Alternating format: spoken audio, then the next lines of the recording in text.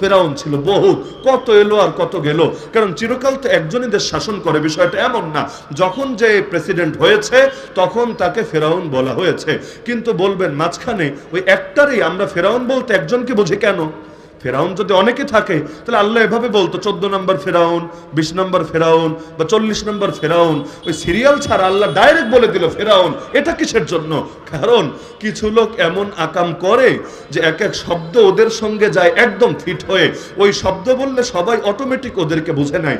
যেমন ধরেন এই ডিয়াবাড়ি বা উত্তরায় কাক কিন্তু কম নাই, বহুত কাক আছে, সারাদিন কা কা কাক এগুলো করে, বহুত কাক আছে।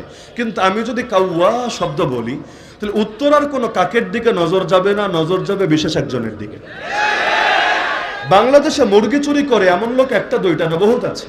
কিন্তু আমি যদি মুরগি চোরা বলি তাহলে এই আঞ্চলিক মুরগি চোর গুলোকে কেউ বুঝবে না, ওই বিশেষ একটা ব্র্যান্ড আছে এই দেশে, ওইটারই সবাই বুঝবে। তো কিছু জিনিস এমন, এই নামগুলোই যাই হয় আল